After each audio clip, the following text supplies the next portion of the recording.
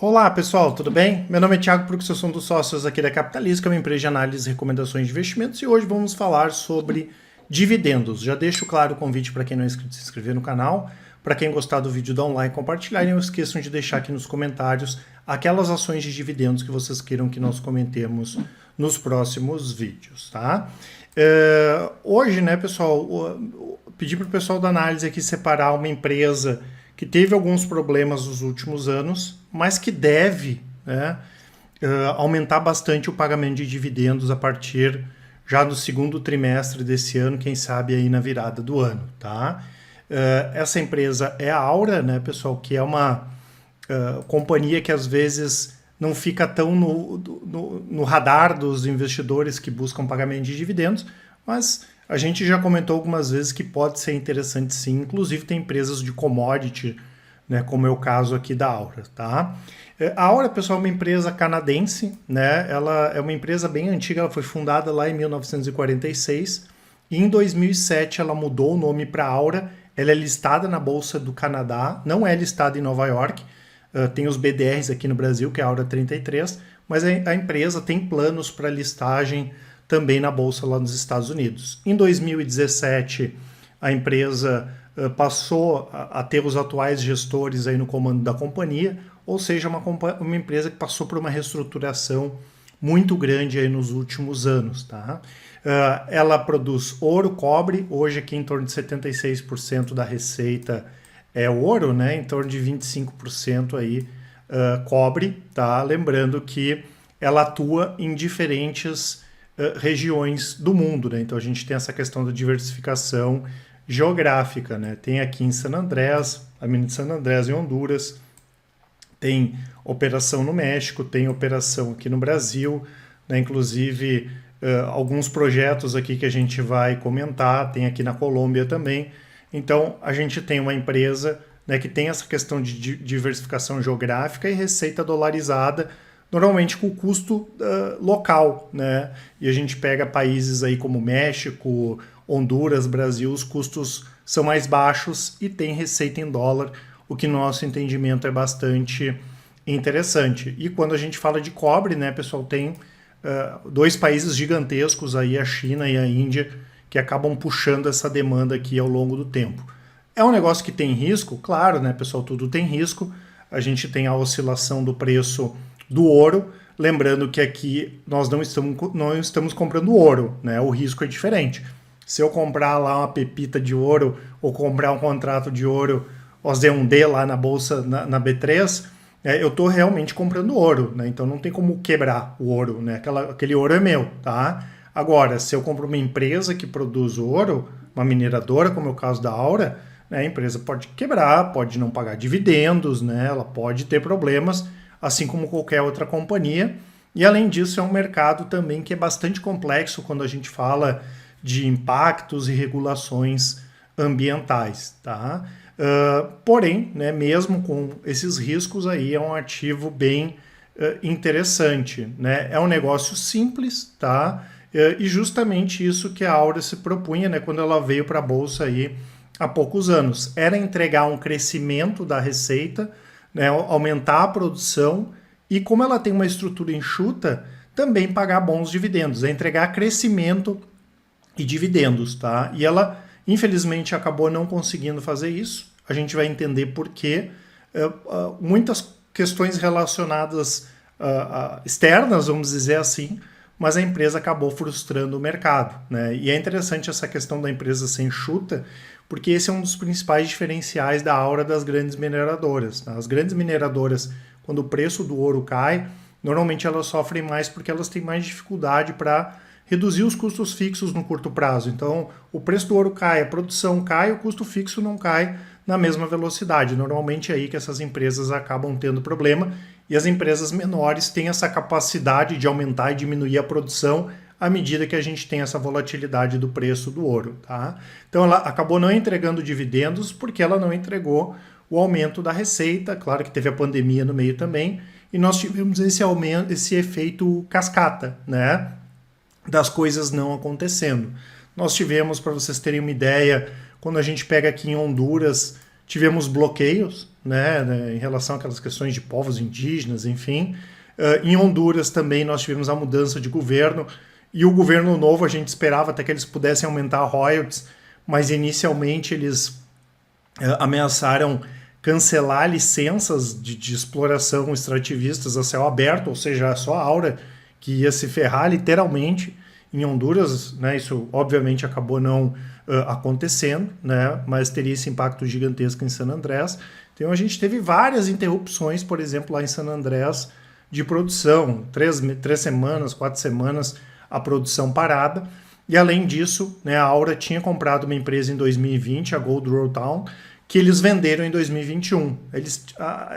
Ela representava pouco mais aí de 5% da receita, mas é mais uma coisa negativa, né? Óbvio que é bom à medida que a empresa não insiste no negócio que não vai dar o resultado que ela quer, mas é mais uma coisa negativa que acabou impactando na empresa. E com isso, né, pessoal, a gente tem um impacto negativo nos resultados. A gente pega aqui os resultados do primeiro trimestre desse ano, aqui está em dólar, né? Mas o que nós tivemos? Uma queda na receita, muito impactada com essa questão desse efeito cascata da produção não ter aumentado, né? 13,6% caiu a receita, e o lucro líquido aqui caiu 52%, e se tem lucro líquido menor, tem EBITDA menor, menos geração de caixa, acaba tendo dividendo menor, que foi exatamente aqui o que aconteceu com a Aura, né? Então aqui não tem muito segredo, né, pessoal? Ela não entregou esse aumento de produção aí nos últimos anos, né? Isso acabou impactando diretamente os resultados da empresa. Por outro lado, a gente já começou a ver a partir do quarto trimestre de 2022 uma retomada forte da produção, porque parou esses problemas, né? Parou essa questão, não venderam mais nenhum ativo que deu errado, né? Tivemos a questão de outros ativos entrando em operação, e não deu mais problema lá em Honduras também, tanto que agora no quarto trimestre foi a segunda maior produção de ouro da história no quarto trimestre da Aura. Então é importante a gente entender que, apesar desses problemas, isso claro impactou de maneira negativa no preço das ações, os fundamentos da empresa eles não mudaram. Isso é o mais importante. E problema vai ter, né, pessoal? Qualquer empresa aí tem problema. Então, se o problema era a produção, isso aqui tende a virar, tá? Outra questão importante é o ouro, né, pessoal? O ouro tem alta, né? Tá nos preços máximos aqui desde 2015 e 2016.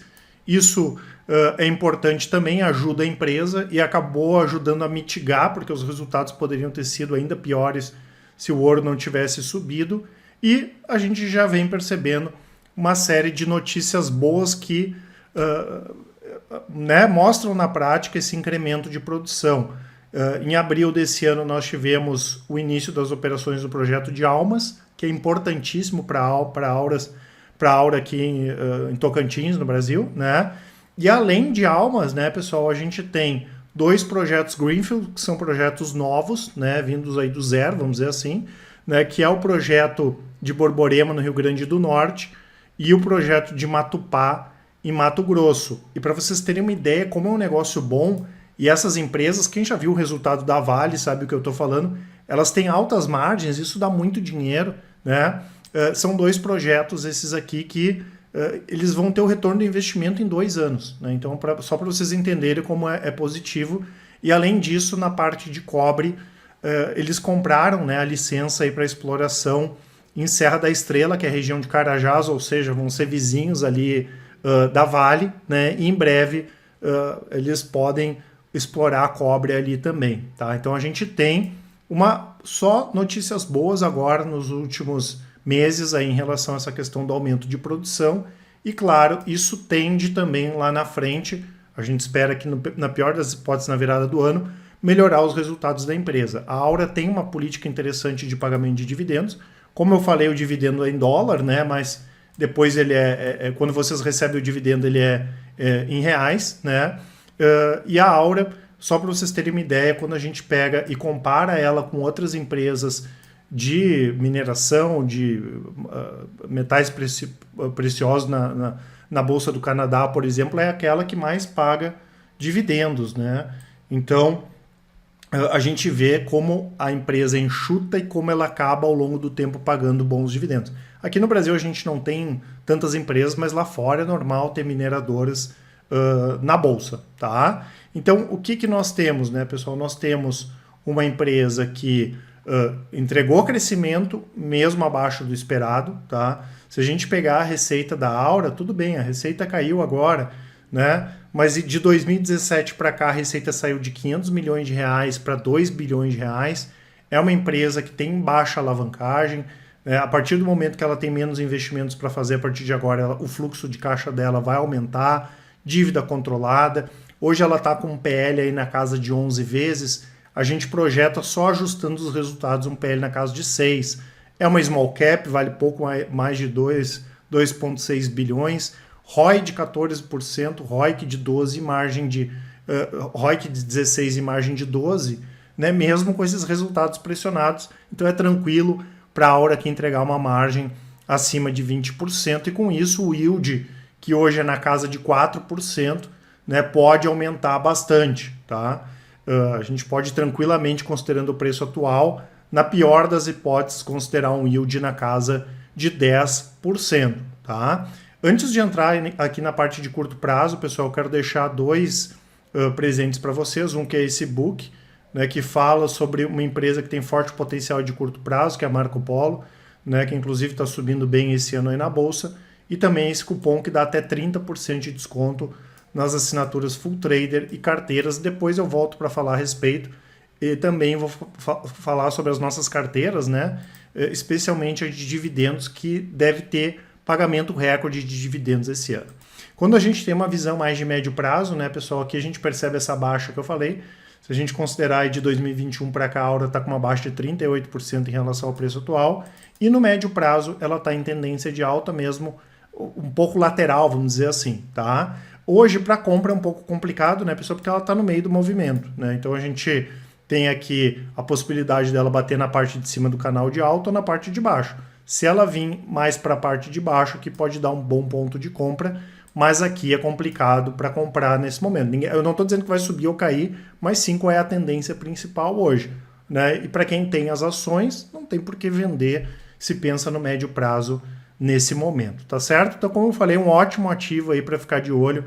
Quem gosta de commodities, para quem quer ter uma mineradora, para quem quer conhecer um pouco mais a Aura, tá? Eu vou deixar para vocês aqui também, né, pessoal, as nossas assinaturas, né? Vocês podem acompanhar aqui no site, tem as assinaturas e aqui os resultados, tá? Incluindo as estratégias de médio e curto prazos, e como eu falei, a nossa carteira de dividendos, né?